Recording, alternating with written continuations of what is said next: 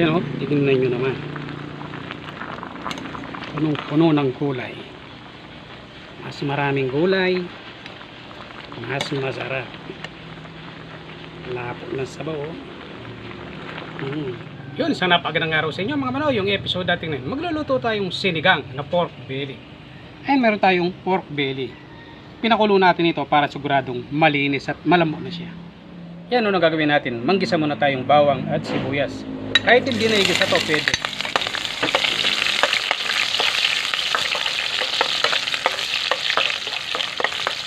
Tapos sunod natin tong kamatis.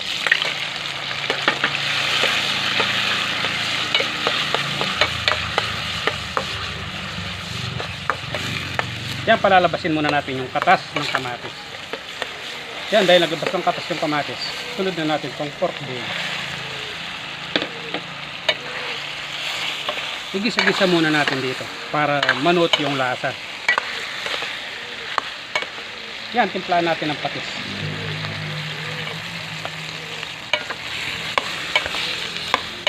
Bango ng patis.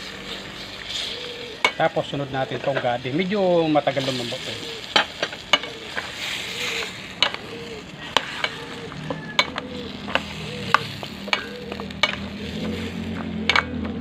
Yan, maglalagay na tayong tubig. Yung sakto lang. Takpan natin. Yan, dahil medyo malambot na yung gabi, lagay na natin tong labanos. Tapos sunod na rin natin tong puso ng saging. Medyo matigas din kasi ito.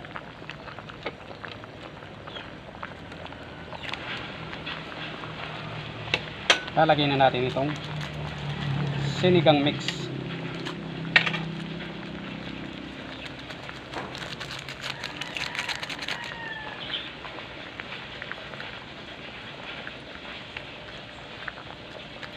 Tapos yung sili para may laban na. Takpan ulit natin. Yan, pag ganyan natin plan natin ang pampalasa. Siginisa.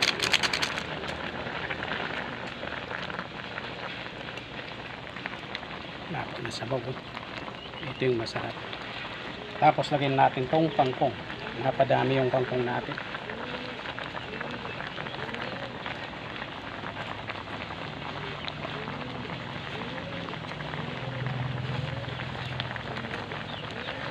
Yan, pwede na yan. Sobrang dami yung takpan natin para maluto yung kangkong. Yan o, titignan nyo naman. Punong-puno ng gulay.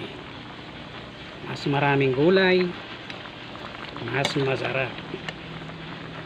Lapo ng sabaw. Pwede na to. Yun yung araw, meron tayong sinigang na pork belly at saka puwet ng manok. Siyempre bago natin umpisa niya, magdadasal muna.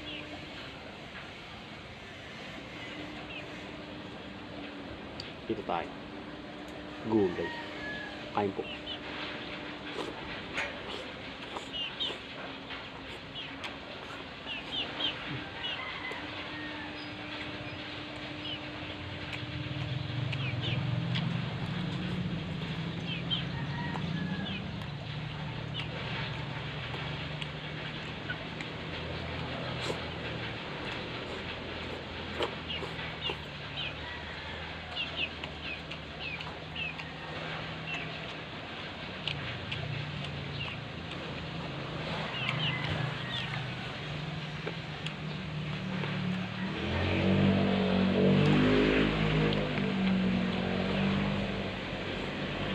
Pop mo.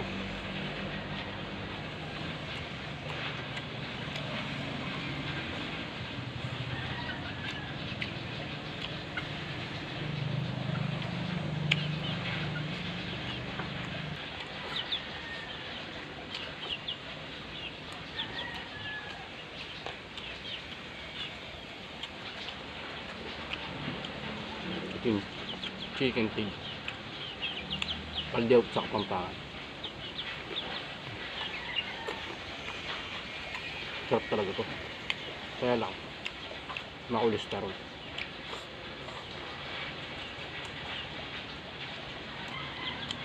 Abang.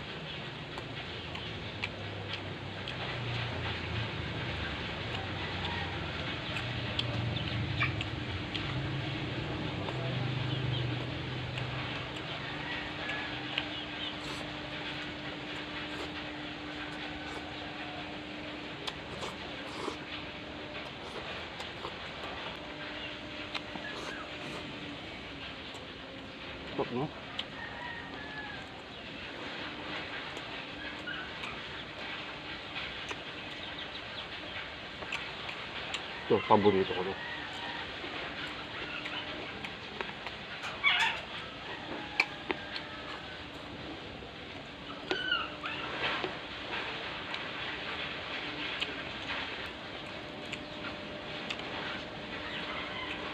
Masarap dito sa suka.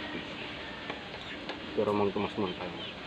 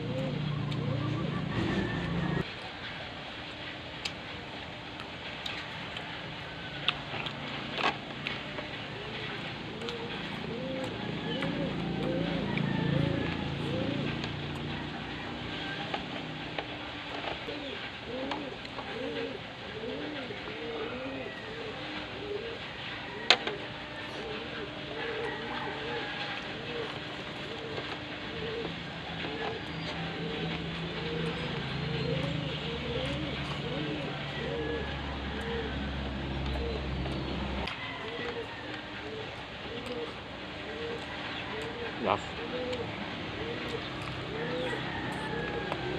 Siguro. Hanggang dito yung video natin ngayon. Salamat sa panunod. God bless.